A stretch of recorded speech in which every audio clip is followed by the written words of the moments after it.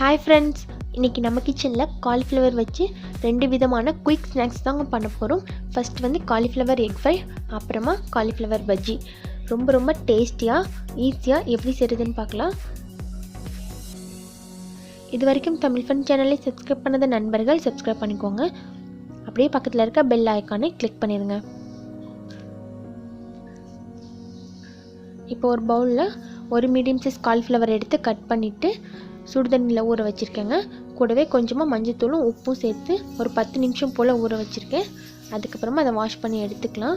இப்போ ஸ்டவ்வில் பேன் வச்சுட்டு 3 கிளாஸ் அளவுக்கு தண்ணி சேர்த்துக்கலாம். அதில் நம்ம க்ளீன் பண்ணி எடுத்து வச்சுருக்க காலிஃப்ளவர்ஸ்லாம் சேர்த்துக்கலாங்க. காலிஃப்ளவர்லாம் சேர்த்துட்டு அது கூடவே தேவையான அளவுக்கு உப்பு சேர்த்துக்கலாம். 1.5 டீஸ்பூன் அளவுக்கு சேர்த்துருக்கேன். சேர்த்துட்டு நல்லா மிக்ஸ் பண்ணி விட்டுருங்க. மிக்ஸ் பண்ணி விட்டுட்டு இப்போ நம்ம க்ளோஸ் பண்ணி வச்சிடலாம். ரொம்ப நேரம் வந்து கொதிக்கக்கூடாது. இப்போ காலிஃப்ளவர் வந்து நல்லா கொதிச்சதுக்கப்புறமா ஒரு 10-20 செகண்ட் மட்டும் கொதிச்சா போதுங்க. ரொம்ப நேரம் கொதிக்க விட்டுறாதீங்க. ரொம்ப குயிக்காக வந்து இது ரெடி ஆயிடும்.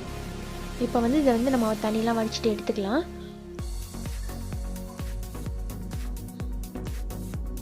இப்போ இதை ஒரு பிளேட்டில் மாற்றி எடுத்து வச்சுக்கலாம். ரொம்ப கொதிக்க விட்டிங்கன்னா கரைஞ்சி போயிடும். இப்போ வந்து நம்ம எக் ஃப்ரை பண்ணுறது எப்படின்னு பார்க்கலாம். ஒரு பவுலில் 2 முட்டையை உடைச்சிட்டு சேர்த்துக்கலாம்.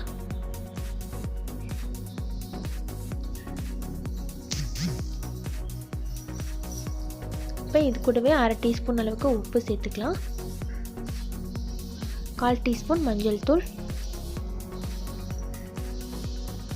அப்புறமா 1 டீஸ்பூன் அளவுக்கு சிக்கன் மசாலா சேர்த்துக்கலாம். ஒரு டேபிள் ஸ்பூன் அளவுக்கு காலிஃப்ளவர் மாவு சேர்த்துக்கலாம்.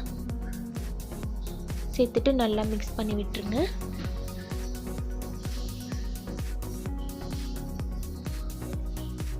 சேர்த்துட்டு இந்த அளவுக்கு எல்லாத்தையும் சேர்த்து நல்லா மிக்ஸ் பண்ணிக்கோங்க.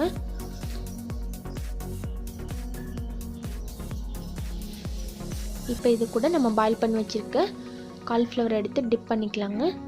இந்த மாதிரி உள்ளார நினைச்சிட்டு ஃபுல்லாக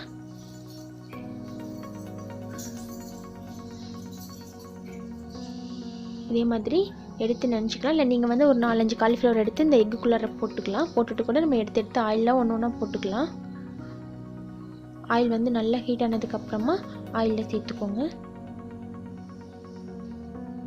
ரொம்ப ஈஸியான ஸ்நாக்ஸுங்க இது. ரொம்ப டேஸ்டியாக இருக்கும். குழந்தைங்களுக்குலாம் ரொம்ப பிடிக்கும். இப்போ இந்த மாதிரி மேலெல்லாம் நல்லா கோல்டன் ப்ரௌனாக வந்ததுக்கப்புறமா நம்ம பிளேட்டுக்கு மாற்றிக்கலாம்.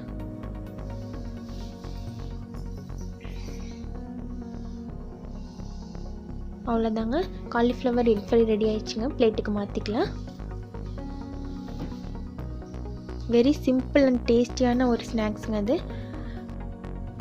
காலிஃப்ளவர் பஜ்ஜி பண்ணுறதுக்கு மாவு ரெடி பண்ணிக்கலாம். ஒரு பவுலில் 3 டேபிள் ஸ்பூன் அளவுக்கு கடலை மாவு சேர்த்துக்கோங்க. 2 டேபிள் ஸ்பூன் அளவுக்கு அரிசி மாவு சேர்த்துக்கோங்க. சேர்த்துட்டு 1 டீஸ்பூன் அளவுக்கு உப்பு, அப்புறமா 1/2 டீஸ்பூன் அளவுக்கு மிளகாய்த்தூள்,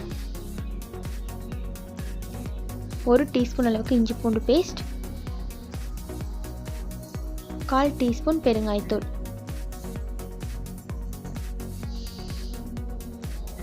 அப்புறமா கலர் பவுடர் வேணும்னா சேர்த்துக்கோங்க. இல்லைன்னா கூட நீங்கள் ஸ்கிப் பண்ணிக்கலாம். கொஞ்சமாக கலர் பவுடர் ஆட் பண்ணியிருக்கேன். இப்போ இதில் நம்ம தண்ணி சேர்த்து மிக்ஸ் பண்ணிக்கலாம். தண்ணி வந்து கொஞ்சமாக சேர்த்து கரைச்சிக்கோங்க. மாவு வந்து ரொம்ப தண்ணியாக போயிடக்கூடாது. இப்போ இந்த அளவுக்கு நல்லா திக்காக இருக்கிற மாதிரி கரைச்சி எடுத்துக்கோங்க. இந்த பேட்டர் ரெடி பண்ணிட்டு நீங்கள் உப்பு கரெக்டாக இருக்கான்னு ஒரு தடவை செக் பண்ணிக்கோங்க. உப்பு கரெக்டாக இருந்தால் தான் நல்லாயிருக்கும். இப்போ நம்ம ரெடி பண்ண காலிஃப்ளவர்ஸ்லாம் எடுத்து மாவில் டிப் பண்ணிவிட்டு நம்ம ஆயிலில் ஃப்ரை பண்ணிக்கலாம்.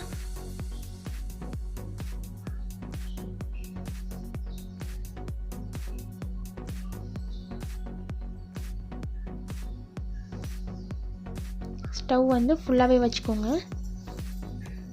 இப்போ நல்லா செவந்து வந்ததுக்கப்புறமா நம்ம பிளேட்டுக்கு மாற்றிக்கலாம். அவ்வளோதான், காலிஃப்ளவர் பஜ்ஜியும் ரெடி ஆயிடுச்சுங்க.